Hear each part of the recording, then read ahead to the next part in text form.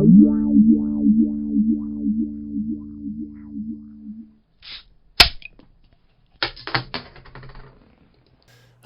and welcome to episode 35 of the Cheers to Comics podcast. I'm your host, Brian Wayne, and this week I'll be going over all of the books that were released on the 12th of June, 2019, as well as talking about everything else relevant to the world of comic books. So, full disclosure, I do curse a lot, so if you get offended easily, yeah. I drop spoilers, so this podcast is for those who have read the books or don't care about spoilers, so if you're cool with all that, grab yourself a beverage. Cheers, let's talk comics. A little bit of news to start out. Really, it all kind of generates with the same topic, and I'm just going to call it Twitter quitters. We had a couple of fuckers quit some Twitter this week. First one being old Rob Liefeld. He was Rob Liefielding on Twitter and couldn't handle the truth when he got called out by a bunch of fans, and he just up and left. No more Rob Liefeld on Twitter. Oh no. I might honestly, the lack of his social media presence might actually get me to start liking him again. I didn't realize how much of a douche he was until I joined Twitter. I was actually a Rob Liefeld fan, and then I joined Twitter and found out he's a fucking douche. And the other Twitter quitter, a little bit of controversy, Chelsea Kane from Maneaters. I guess she published an actual shitty tweet that someone tweeted at her, and it made it into a book without any permission being granted. And I don't know what that tweet was. I don't care. But it was issue number 9. Well, now she has officially left Twitter. So I don't know what's going to happen with the copyright laws, and I don't know what Twitter's policies are and any of that. But yeah, some Twitter quitters. So that's really all I've got for news. Like, if you can even really call it news, it's more just comic book gossip and whatnot. Yeah. But let's get into the good stuff. I kind of want to talk about what I'm drinking this week. I'm doing a hard cider from Hornsby's. It's an amber, dry, and traditional. But, I've got a thing for rhinos, and on account it has a rhino on it, I had to pick this up. I like it. So much, in fact, that I went to record this podcast yesterday, and I had too many of them before I started to record, and realized that I'd rather put out at least a little bit of quality in the beginning before. So the fact is I know these work. These are good beers. And, it's all cold and shitty and rainy outside, so hard cider just doesn't sound terrible. So now let's get on with the overviews. Bunch of books were released on the 12th, and I'm excited to talk about some stuff. We got a few indies to talk about first. Start out with Outer Darkness number 7, John Layman and Ah Fu Chan, covered by Ah Fu Chan. So this, we get a little bit of an insight as to what Captain Briggs is all about on account of a flashback sequence, and the way he goes about doing this is actually it's pretty cool. We know that the ship is run by a god. It's just kind of enclosed, and yeah, that's how the ship is fueled, by god stuff. I don't know the technical term, but you get the idea. So we're getting a flashback sequence, and essentially what it is it's a young Briggs with this other female character, and they're in this dire situation, and we get a big glance of horror to this book on account of the motherfuckers that are dying and getting eaten by giant spiders with baby heads. It reminds me of the little monster from the first Toy Story thing, the mechanical legs and the scary baby head. It's kind of what it reminds me of, just not mechanical. It's organic. It makes it even scarier. Briggs and this lady, they're running, and they get away, and he says, "You know what, bitch? I want to love you. We should be together, and in case we die, well, I'm going to profess my love to you." And she's like, "You know what? I like you too. Just as much as I love that motherfucker. Let's all bang." And Briggs ain't having it, and just as shit's getting ready to go down, he realizes, maybe I shouldn't be risking myself for this lady. Peace. And he takes off and dies. Or she dies. Well, then we flash forward to now, and we see this lady that presumably just died. She's the one in the god chamber or whatever, the fuel cell. I don't know what it is. Like I said, I don't know what the technical term is. But it's really all just a mind game thing that the god is playing. We get a good look at the god creature. And then Agwe, his big buddy, comes bursting in, and he's like, Captain, we need you on the deck. And then that's when it's revealed that the lady figure that's saying, oh, you shouldn't have killed me, Briggs. Well, yeah, that's how it's revealed the lady is, in fact, the god playing tricks. And Inagwe, as they're walking to the deck, he's like, why are you fucking with that god? Getting all up, letting it all up in your head. And he's like, man, don't you realize that I'm all up in its head, getting its shit? Well, yeah, no, it's crazy. It's crazy. But that's not actually, that's just the beginning. That's all just the beginning. What's actually needed on deck is they come across this tree. And the story behind this tree is way back in 1679 France. It used to hang a whole bunch of bad people. And then one day, from generation to generation, one of the owners of the land decided to chop the tree down and turn it into a house. When he built this house, the house became super fucking possessed, naturally. And, well, yeah, not a big deal, right? Way back then, that was Earth. We're in space now. Well, here's the funny thing. The demonic version of this house is floating in space. So that means it doesn't exist on Earth anymore because it was burnt down, making it even more haunted somehow. So this was definitely the meatiest story out of the 7 issues from Outer Darkness so far. I mean, it's really fucking good. Well, the fact is there's a distress signal also going down, and there's this crew, 6-man cargo runner crew that's trapped in there. When they go in there to rescue the crew, they also find someone else, and it was this girl that way back in the day when the house was still built, as the house was being burnt, the house sucked her in, and she's been trapped in this abyss for who knows how fucking long, a very long time. So when they go to rescue the 6 people, they also rescue her as well and find her. And yeah, I would just imagine we got ourselves a new character. Seems pretty interesting. She's a nun, I think, and the thing about this nun is that the house, I think, was really threatened by it, from what I gather, and that's why the house captured her, or whatever, when it was being burnt down. Maybe she was the one that burnt it down? Like I said, I don't totally remember, but it's all still really fucking good. Dug Outer Darkness quite a bit. This one right here, I did not pre-order because it didn't come to my attention until later. But thankfully it was still on the shelf when I showed up at the LCS. That's why I still show up when the doors open, regardless of having a pull list. But Sonata from Image Comics, #1. David Hine, Brian Haberlin, and Gerard Van Dyke. And the cover, I also got cover A by Haberlin and Van Dyke.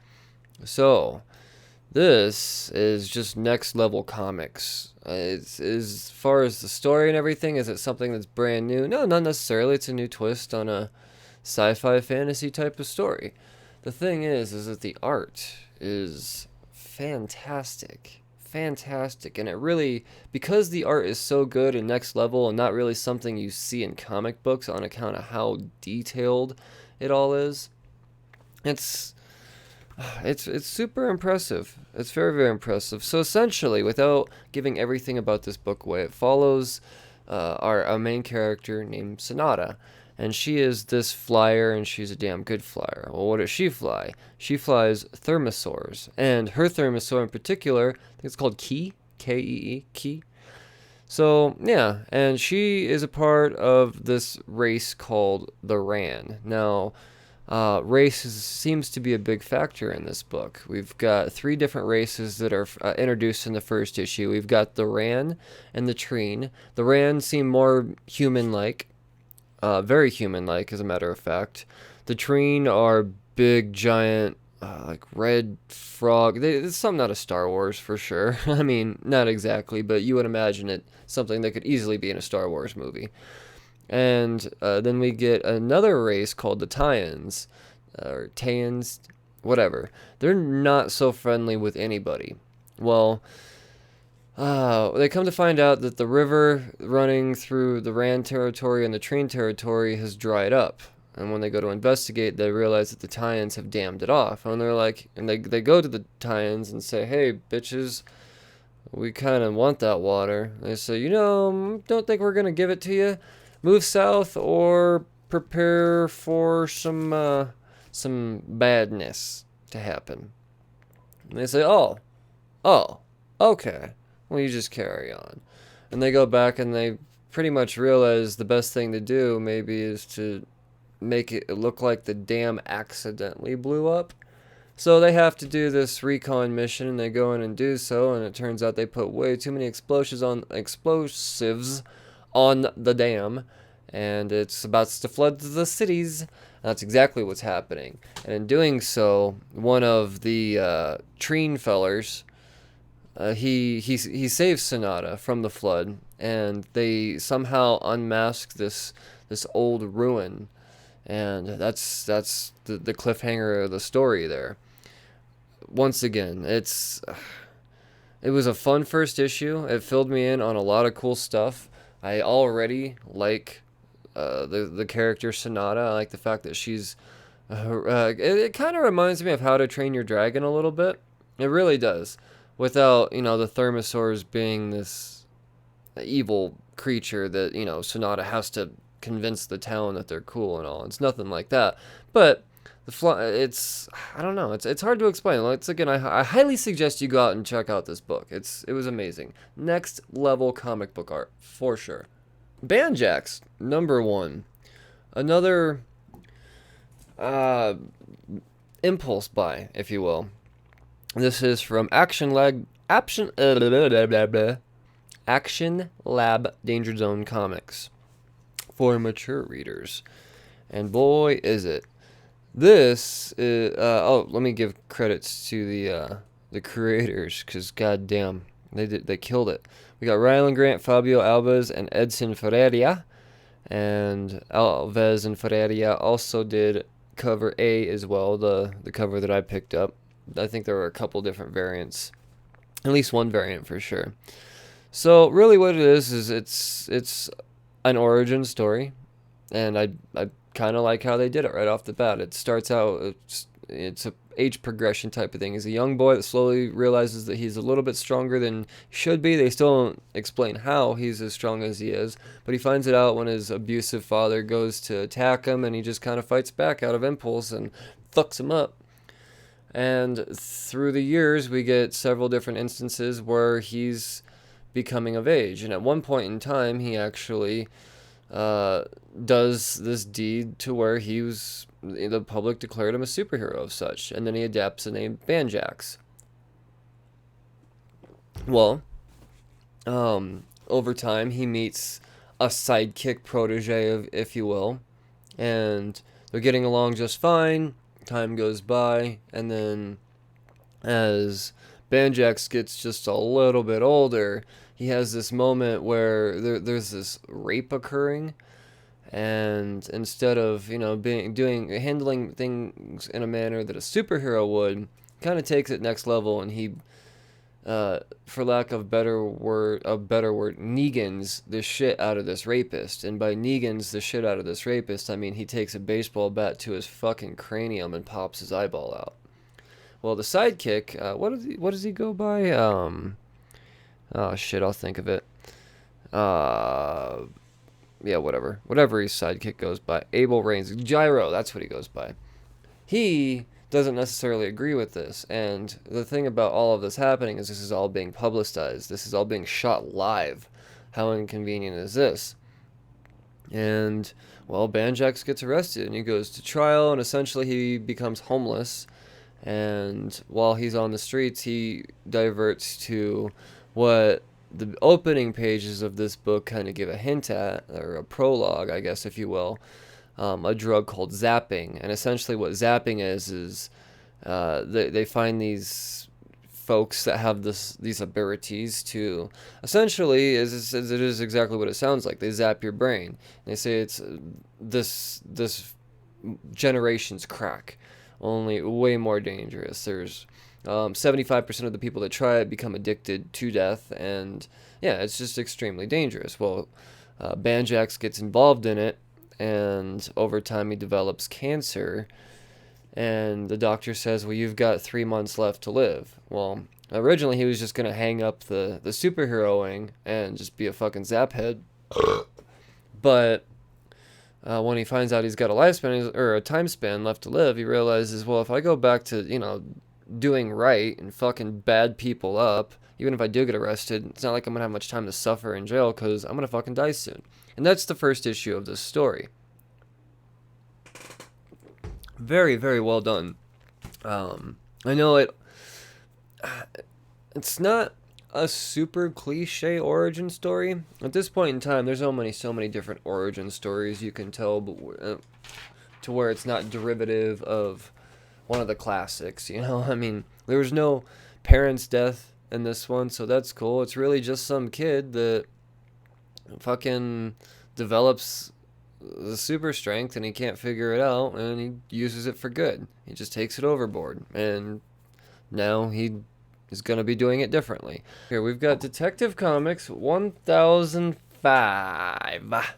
Peter J. Tomasi, Brad Walker, Andrew Hennessy, and Nathan Fairbairn, covered by Walker and Fairbairn. This is the end of the Arkham Knight arc, and it was fun. It was crazy, but I guess really what it came down to is it was as badass as the Arkham Knight was. They took the bitch down pretty easily once they did finally get to her. It took them a minute, Batman and Robin, a minute to get to him.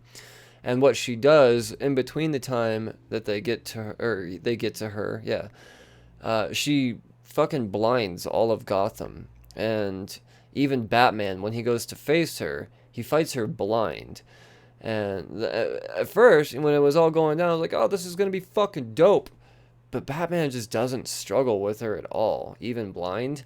So it wasn't very redeeming for her. She gets arrested. And as it turns out, as she's being transferred to prison, one of the prison guards is part of her posse, so she's able to bounce out. But that is the end of the arc. Fact is the Arkham Knight is out and about, and she ain't in Arkham Asylum.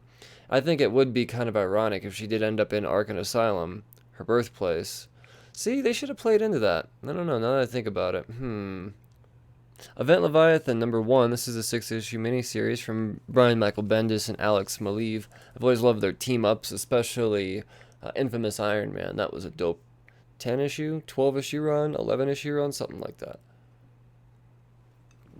A lot of fun. Well, this book here, it plays from the pages of Action Comics and that whole arc. And supposedly it's going to have a weight to the entire DC universe. I'm not sure how I feel about this Leviathan thing. It's just, they don't need to keep introducing all these evil villains. We need more from Roald Dahl Zar. But let's stop with the Leviathan shit. But maybe people just hated Roald Dahl Zar so much that DC or Bendis had to be like, oh, I was going to do this with Roald Dahl, but I have to create something new now. I don't know. I just don't find this Leviathan character very intriguing, personally. Really, all this is Batman and Lois Lane trying to figure out who Leviathan is. They come across Steve Trevor in a blown-up Argus facility. Argus is one of the main government facilities that has been since disestablished because of Leviathan, taking out all of the government agencies. Argus was the last to go, and Steve Trevor pretty much says, look, everybody in the building, they gone, except for me. I was preserved to be able to tell the story of Leviathan. So, yeah, no, that's really what's going on there. And then Green Arrow shows up.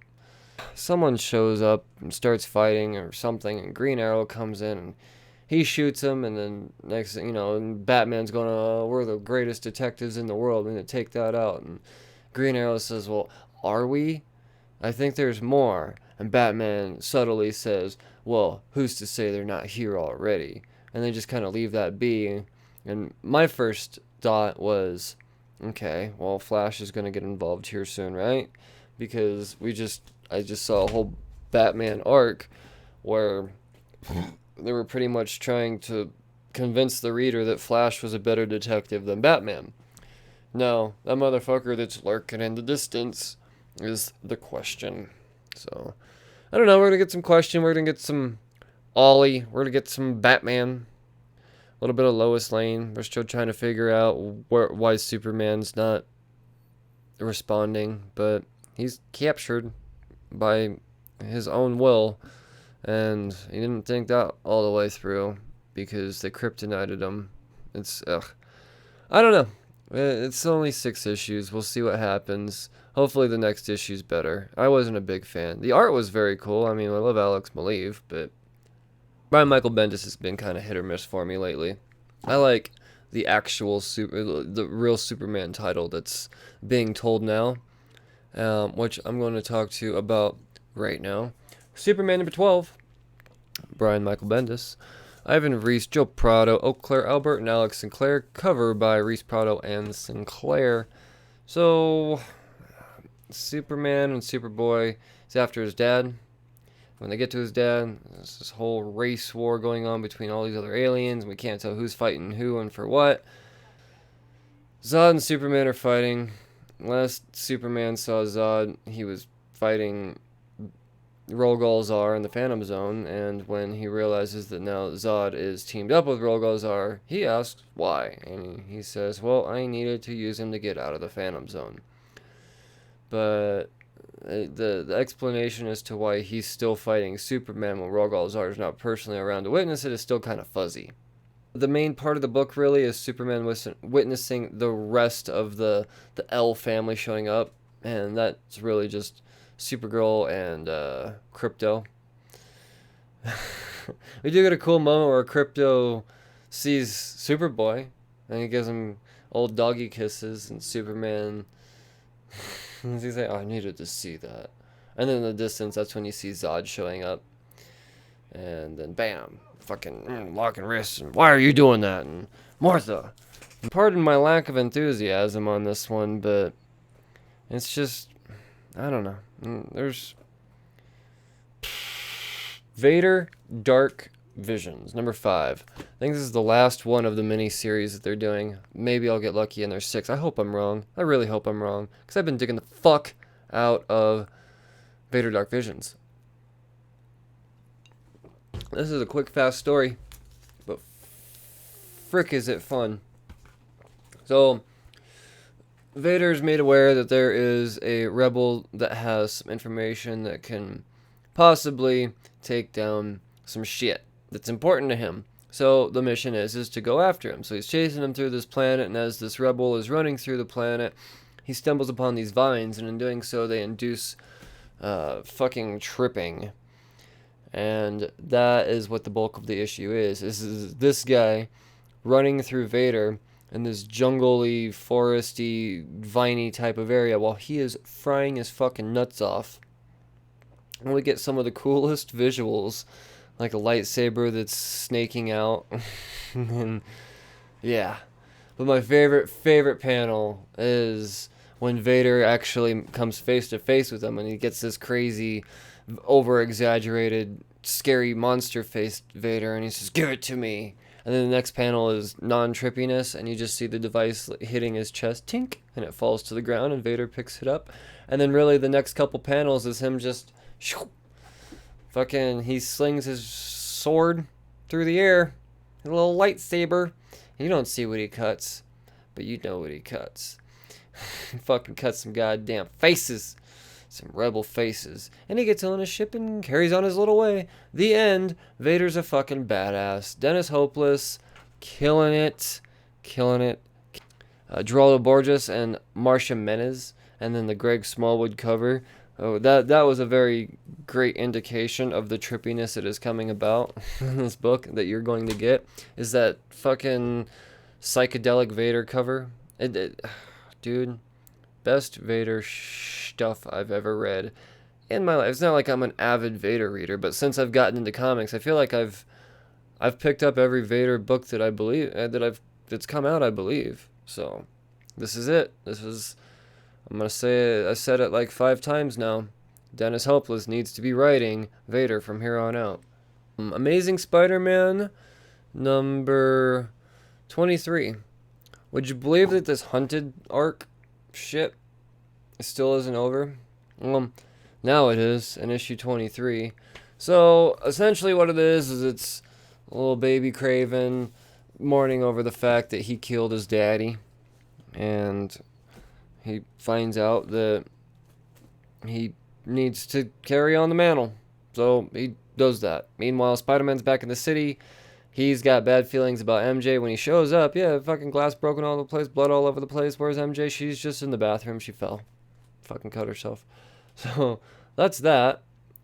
And really the coolest part is once the dome that has been enclosing in all of the villains, if you will, once it's released, they just spread out throughout the city. Well, it's too much for Spider-Man to take on his own. So this is where we get all of the Avengers and a bunch of other badass heroes in New York just fucking shit up. It was pretty cool, I'm not gonna lie. And there is actually even a disclaimer in the beginning of the book saying that the events of this story takes place pre-War of the Realms. So I'm surprised they didn't strike a War of the Realms title on it. I'm really anxious to see Spider-Man get better. I know a lot of people like the Hunted Arc. I'm a Craven fan myself. I was intrigued going in, but I feel like the arc just progressively got worse as it went on. And the 6th issue in this arc was just, I don't know, man. I don't know. I need more Spider-Man. I know we're going to get issue 24. That's going to lead into the big reveal and the 2-year anniversary of Nick Spencer and Ryan Huntley doing Spider-Man. I can't believe it's been 2 years already on this run. It's crazy.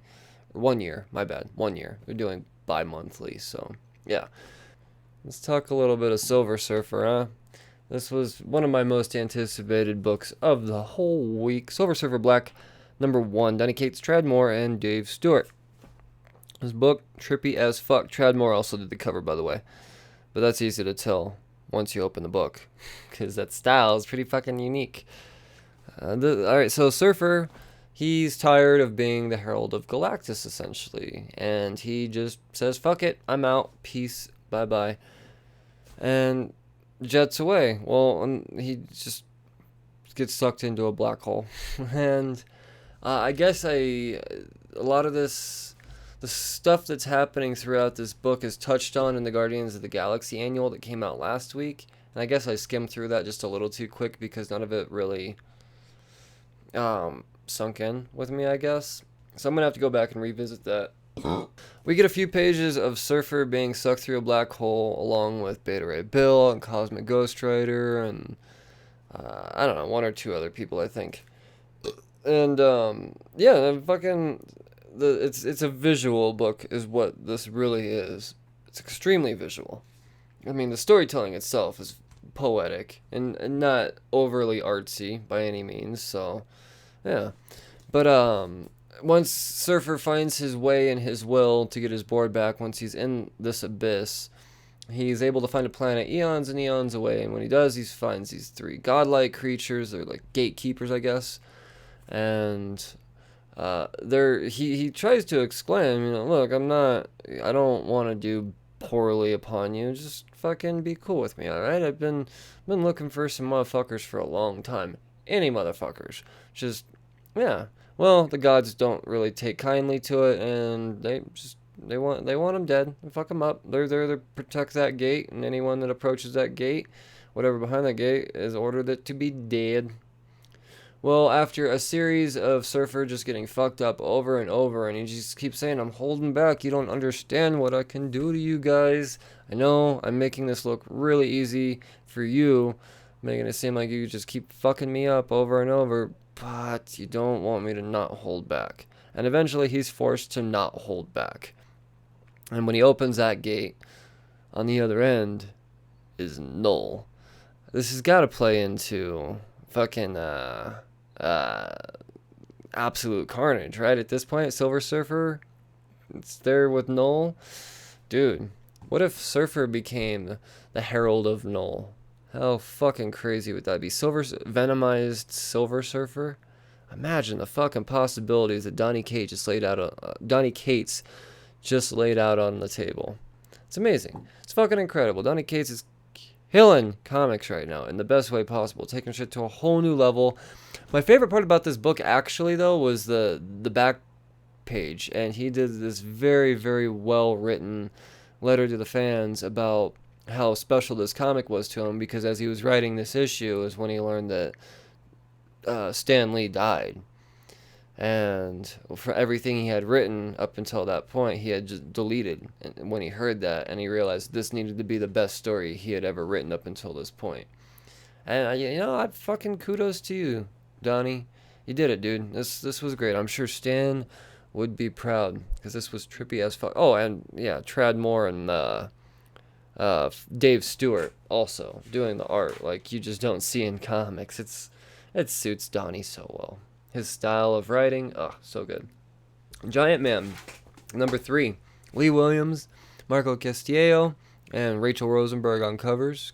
Cover by Wu Chao. So, we've got our giant heroes scaling this wall on their way to Ymir. And as they make their way to Ymir, they've got a couple of giants they take out.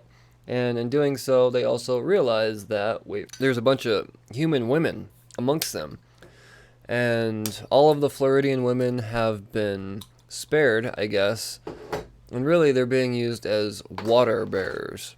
Now, what is the point of all this? Well, it turns out where Ymir is being held is super fucking hot. Well, Ymir is actually imprisoned. And he's being tortured, and they're chiseling out little pieces. Who's they? Let me get to that right now. Moonstone. Yeah, she's the bitch in charge. She still had a soft spot for women, because she's some feminist or something, I guess. But she enslaves them. So, yay. But she gives them a purpose, I guess. So, I don't know if she's helping or hurting them. She's not very nice to them. I don't know. She explains to our giant heroes once they make their way to her. He says, look, I'm chiseling out all these pieces of Ymir. He's just regrowing them back, and what these little pieces are doing, they're developing into these ice giants. And they're like, you mean frost giants? And she says, no, ice giants. Ice giants are super crazier, bro. They're bigger, they're godlier, they fuck shit up more. So, yeah. So, she pretty much says, this is what I'm doing. Deal with it. And over time, and by over time I mean like 4 panels, Ant-Man's able to convince her. But it's not just Ant-Man that does so. One of these bitches in the hoods just so happened to be Cassie. So she grows big, because I guess she does that too now? I don't know. I didn't know that about her. But she grows big, and she actually takes Moonstone. And when Ant-Man realizes that Moonstone isn't phasing out of her grasp, or their grasp, someone's grasp, he realizes, look, you could be fighting back so much harder. Deep down, you want better for all of this. Let's just, fucking let us kill Ymir and be on our way. Okay. So, does that. If they don't kill Ymir, there's some convincing that goes on amongst the group, and they say, well, maybe what Freya wants doesn't matter. Let's just let him go. So that's what they do. I'm hoping that Ymir plays more of a part in this story. Maybe we'll see him in issue 6 of War of the Realms or something. But if none of what just happened has anything to do with the actual events and or the death of Laufey or anything like that, I'm going to be disappointed, because I like the idea of Giant Man very, very much. The story itself was well told. I just didn't need to be a War of the Realms thing, unless the events of the story tie into more stories that need to be told. And we're running out of time, because the event is coming to a close very soon. So, another War of the Realms tie-in, Asgardians of the Galaxy, number 10. So, beings that I want to say, out of all of the tie-in stories that's going on throughout all the other ongoing issues throughout Marvel, Asgardians of the Galaxy is the most relevant for sure. There's nothing about any of these books. As a matter of fact, I would say all 10 issues of Asgardians of the Galaxy could be a tie-in to War of the Realms, because this is really Midgard's battle. What it comes down to. Cullen Bunn, Luca, oh shit, Maresca, sorry, and Federico Blee, covered by Gerardo Sandoval and Antonio Fabella. Dude, this book was awesome on so many levels. So many levels. We get, I'll be damned. I think we're getting a first death since Loki. Besides, not counting any of the other Asgardians. I guess, no, I take that back. Angela's died, right? Not Angela. Fucking. Oh, bother. What's her name? Not Angela. Good lord. Valkyrie. Brunhild. She's dead, so I guess that's 2 people. Oh, the only people dying are Asgardians. Well, spoiler, we get a third Asgardian death in this. I'll tell you who in just a minute. What's going on, though, for the most part, the story takes place in Kenya. We've got Punisher and Okoye and the remaining Asgardians, and they're fighting angels. And in doing so, Punisher pretty much says, if they dogpile us, we're fucked. I mean, the fact that we're still alive right now is baffling. And Angela takes that to heart. And what she does is the drastic thing. She takes out the item that Thor gave her, the Nalafar beacon. I'm never going to say it right. But a big horn. And what that does is they summon these undead gods. And essentially it's a last stand type of situation. Well, she's informed, if you summon these gods here on Midgard, you might as well just be a part of Malekith's army, because these gods are gonna fuck everybody up and kill all of So what's the situation here? Well, let's take the war to heaven, where the angels reside. Well, on the battlefield, the point leading up to Angela going to heaven entails Throg getting hurled into an abyss, Scourge yelling, "That's my friend, you motherfucker.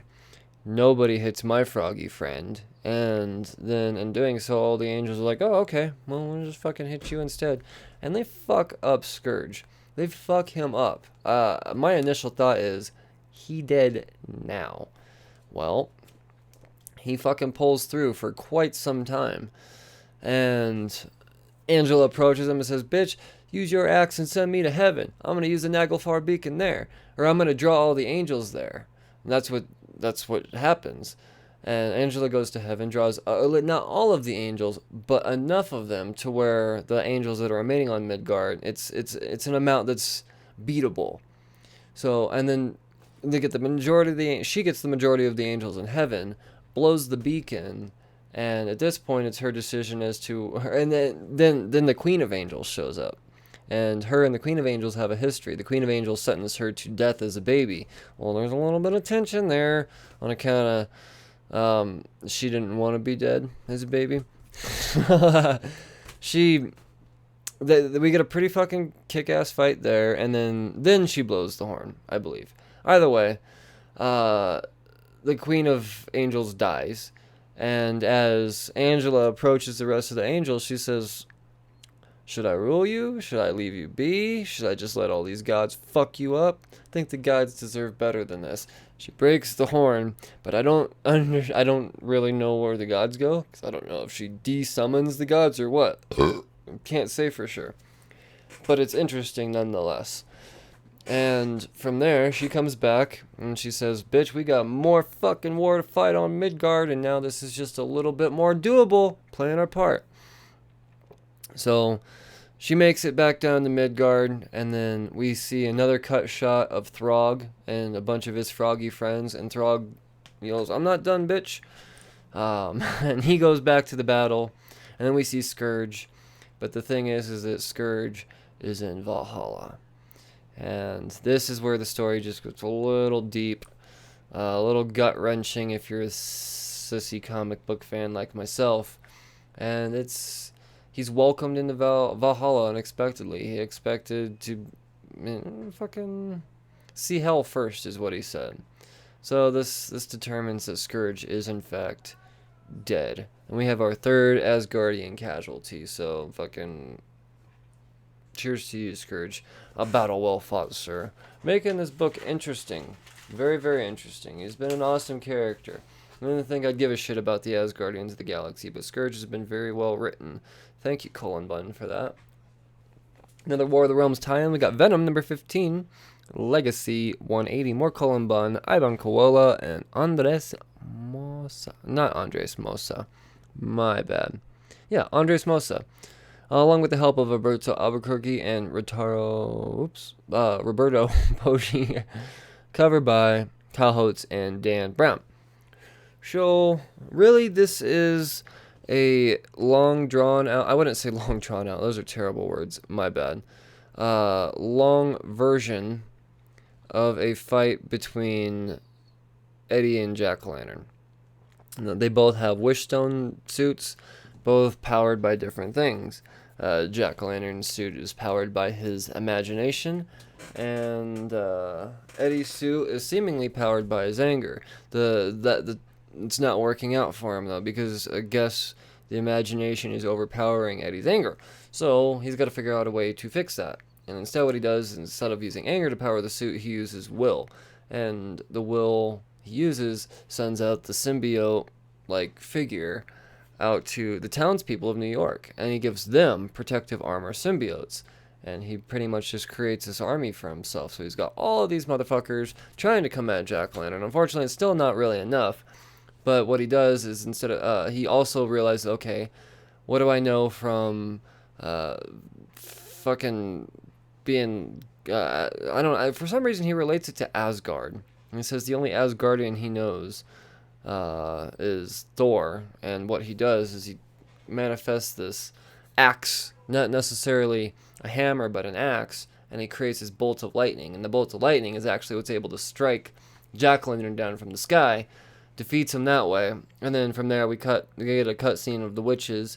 You know, there's 3 witches, the one that's trying to manipulate the humans, and her 2 sisters that said, well, that's stupid of you, you're not a devil.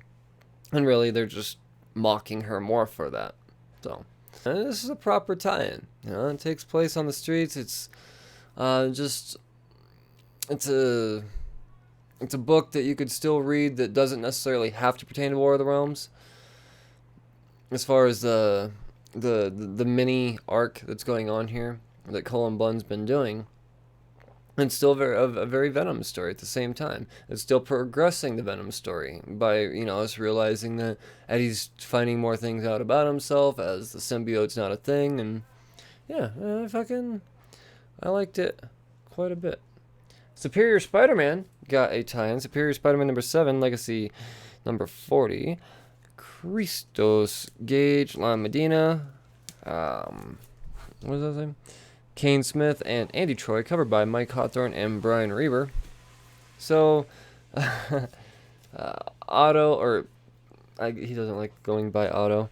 Superior Spider-Man is realizing that he's been doing okay when he's been teaming up with people. And while he's in San Francisco, he's realizing this is all taking place on the streets. This shit's getting fucked up, and frost giants happening and whatnot. He says, you know, maybe I should look into my intel, see who's out there to team up with. And in doing so, he finds the West Coast Avengers. And there's nothing about the West Coast Avengers that he finds valuable except for America Chavez and her ability to teleport. Well, he tracks her down and says, let's use your ability to teleport to get to Asgard so we could fuck shit up and get all the better answers. Well, she tries to do that, and she says, shucks, magic. Sometimes when magic's involved, my teleporting doesn't quite work. And, yeah, so they realize, well, okay, how do we get closer to Asgard? Well, let's just all fucking teleport to New York. I bet you there's someone there that can give us some answers. Well, who's in New York fucking shit up right now is the Fantastic Four. So, this has... we get Superior Spider-Man, the West Coast Avengers minus Kate Bishop because she's out doing Journey into Mystery shit right now with Demon Baby Lousa and all of them, and the Fantastic Four. For the first time, the Fantastic Four is doing shit proper in this book. Even the Fantastic Four tie-in issue they got on their own wasn't as tie-in-y as this one right here. And frankly, it's fucking Superior Spider-Man teaming up. I love this issue so much, man. It was fucking great. Definitely one of the better ongoing issue tie-ins, for sure. And it was a complete surprise, because I didn't think, I mean, random as shit, the Superior Spider-Man gets a tie-in, and it just goes to show that nobody's safe from the War of the Realms. Spider-Man, Friendly Neighborhood Spider-Man number 7, Legacy 31, Tom Taylor, Ken Lashley, and Nolan Woodard. Covered by Andrew C. Robinson. This isn't nearly as tear-jerky as issue 6 was, which I'm still kind of thinking might be my favorite single issue the whole year so far. Still up for debate, but it's really up there. This one is still playing into the very friendly, very neighborhood, very Spider-Man story that this is. It's established that Aunt May, she got cancer. Not looking so good for her. But she's out still trying to change the fucking world. We get a moment where, Spider-Man, he witnesses this homeless guy getting harassed on the street, and he goes to this business guy that's hazing him, and he spideys him up and arrests him, and he goes to the homeless guy, and he's like, look, dude, get off the streets. The Feast Shelter is opening up soon. Today, as a matter of fact. Why don't you go get your spot out? 4 walls instead of this cardboard box, And that's really setting up what the story is. And it's Aunt May running the Feast Shelter. She's reopening this homeless shelter. And there's the reception is very split throughout the city. We get some of the city and the people that would initially look like shit fucks say, I want to donate to your cause. And then we get people that approach and look like they're good people.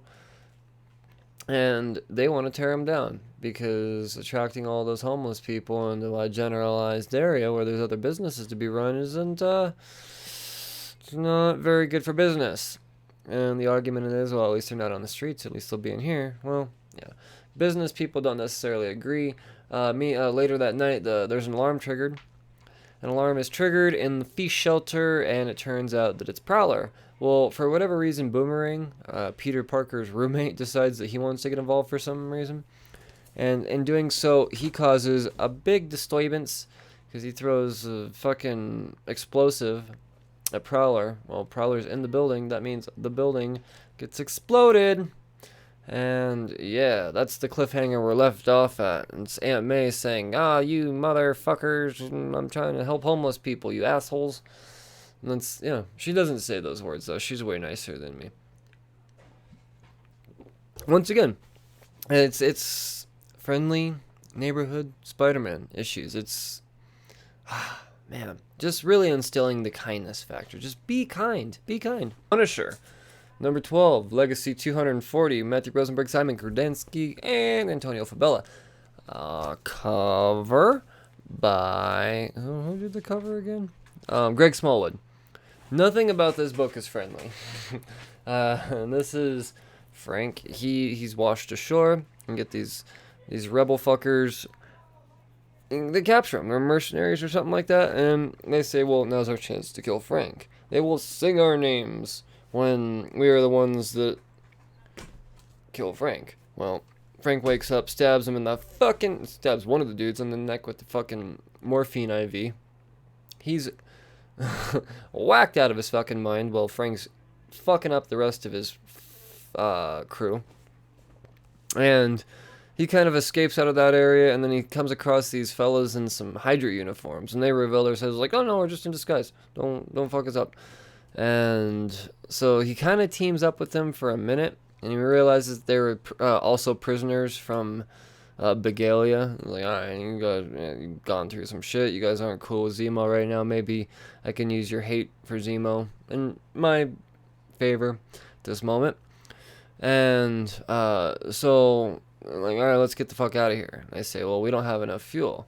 Frank, in his way, says, well, get some fucking fuel then. So he takes a little bit of fuel they do have, and he catches his field on fire, realizing it's going to draw people there. Well, people coming in should have enough fuel to get out, right? And so that's the plan. So he goes full fucking Rambo for this whole book. He's just out there with a bow and arrow, just fucking taking these motherfuckers out. And eventually they retreat. And Frank, he gets a boat, And he's off to New York. Fuck up some goddamn Zemo because he knows that that's where he's at because Mayor Fisk just welcomed him. So we're gonna get some Kingpin going on, dudes and lady dudes. Fucking Punisher is the most solid story out there. It is more of that character. It's so consistently amazing. I love what Rosenberg is doing. I'm bummed that he got booted off of X-Men. I wouldn't say booted off. I think he kind of knew that he had a limited run, even though it wasn't marketed that way. That's besides the point. He's killing it, and no signs of stopping with Punisher, so good on him. And Matthew Rosenberg is the best writer of Kingpin that I've ever read. So knowing that, oh man, it's going to be good. It's got to be good. It has to be good. Immortal Hulk, number 19, Legacy 736. Al Ewing, Joe Bennett, Roy Jose, and Paul Mounts. Ooh. Horror. Straight horror. No new characters. Not a key issue. But, fuck. Violence, gore, had it all. Hulk fights Abomination in the streets, and Hulk's not doing so well because Abomination has the ability to spit this acid that doesn't allow Hulk to regenerate. So really, over a few pages, he just kind of disintegrates his limbs, and he's laying there as just a stump in a head. Meanwhile, we get Red Harpy in there. She's out just flying around, and her will is to just kill anything evil. So when she witnesses this soldier fuck up a civilian, she rips the fucking faces off of the entire brigade. And she's being explained, it's a little harsh. And she says, no, bitch, this is what I do. And then she somehow, I forget how, but she finds her way to the Abomination and Hulk fight. And I forget who it is that's controlling Abomination. I forgot the general's name, but he's pretty much saying, "Look, let's find out what this Harpy's about. Is she gonna go after Abomination or is she gonna go after Hulk?" And Hulk is laying there, blinded. By the way, not just limbless, but his eyes have also been torn out of his fucking head. It's crazy, horrific looking. And he hears Betty's voice. And he's like, what, Betty? You help Hulk. Hulk's scared. And then she gets on top of him and she fucking takes her talon and she rips his fucking heart out and starts eating it. And that's how the issue ends. Dude, so fucking gnarly. This is a visual book. And really, what you get out of this, it's not just a hack 'em, slash 'em type of thing. What we get out of this is it makes you realize that maybe Hulk is actually bad. If Red Harpy has the sense of evil, and this is her mission, is to take out evil, and she had these loving ties to Bruce, and hesitates not even the slightest to eat his fucking heart out. Dude, it makes you wonder what the fuck. Oh, dude, Al Ewing is killing it.